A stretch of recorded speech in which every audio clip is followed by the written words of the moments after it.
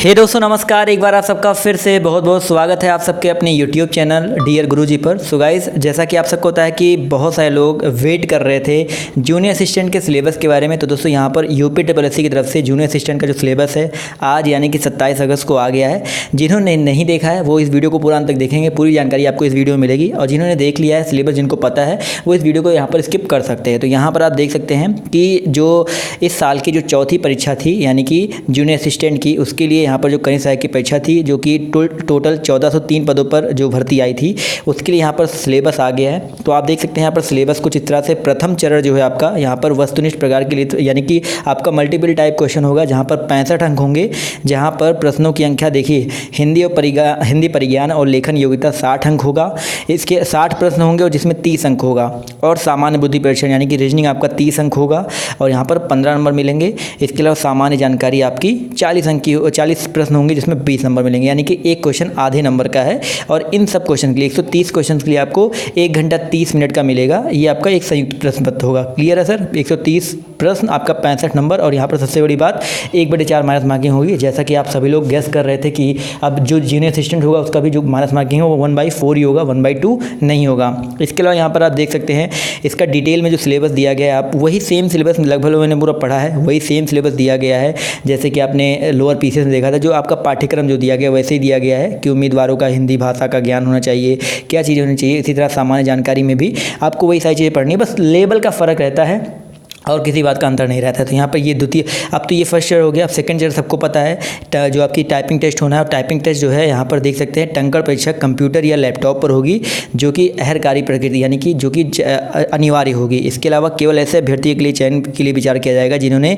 यथास्थित टंकण के लिए विहित न्यूनतम गति प्राप्त कर ली हो। और यहाँ पर आप देख सकते हैं इंटरमीडिएट शैक्षिक अर्हता, यहाँ पर जो लोग कह रहे थे शैक्षिक अर्हता के लिए, तो यहाँ पर देखिए इंटरमीडिएट यहाँ पर 60% और इससे जो आपके ऊपर होंगे यानी कि जो इंटर में 60% या उससे ऊपर पाए होंगे तो उनको 20 अंक अलग से मिलेगा, आप देख सकते हैं। इसके अलावा 45% या उसके ऊपर और 60 से कम होंगे उनको 15 नंबर मिलेगा। और 33 या उससे ऊपर और 45 से कम होंगे तो आपको 10 अंक मिलेंगे। और स्नातक की अगर हम बात कर ले ग्रेजुएशन वालों के लिए तो 60 या उसके ऊपर के लिए 10 अंक, और 45 से ऊपर 60 से कम के लिए 8 अंक, और 33 से ऊपर 45 से कम के लिए 5 अंक ही प्रदान किए जाएंगे। तो यहाँ पर जो र्यूमर्स फैल रहे थे वो बिल्कुल करेक्ट बात है यहाँ पर। इसी तरह किसी खिलाड़ी को अधिकतम 5 अंकों का अध्यार्धन निम्नलिखित रीति से अंक दिया जाएगा। आप देख सकते हैं यदि अभ्यर्थी जो है अंतर्राष्ट्रीय स्तर का खिलाड़ी होगा तो उसको 5 नंबर मिलेगा, यदि राष्ट्रीय स्तर का खिलाड़ी होगा तो उसको 4 अंक नंबर मिलेगा, अगर राज्य स्तर खिलाड़ी होगा तो 3 अंक मिलेगा, और अगर अभ्यर्थी विश्वविद्यालय या कॉलेज या स्कूल स्तर का खिलाड़ी होगा तो उसको 2 नंबर मिलेगा। क्लियर है? इसके अलावा यहाँ पर कनिष्ठ सहायक के पद पर चयन उत्तर प्रदेश के वित्त विभाग प्रकोष्ठ उत्तर प्रदेश सरकारी विभाग के लिपिक संवर्ग सेवा नियमावली यहाँ पर इसके अंतर्गत किया जाएगा। यहाँ पर आप देख सकते हैं जो आपकी टंकण परीक्षा है, आप देखो टंकण परीक्षा है तो आपको पता होगा ये जो आपकी मल्टीपल टाइप जो होगा वो आपका 65 नंबर होगा। और जो आपकी टाइपिंग टेस्ट होगी यहाँ पर आप देख सकते हैं अहरकारी प्रकृति का मतलब क्या होता है, यानी कि आपको इसको अनिवार्य होगा, इसको पास करना अनिवार्य होगा। और यहाँ पर देख सकते हैं कि शैक्षिक अर्हता के आधार पर जो अधिकतम अंक हैं वो आपको 30 नंबर मिल सकते हैं, और खिलाड़ी को जो अधिकतम अंक आपके 5 अंक मिल सकते हैं। तो यहाँ पर आप देख सकते हैं टंकर जो आप लोग कह रहे थे ना कितने नंबर का होगा, ऐसा कुछ नहीं है, अनिवार्य प्रकृति की है।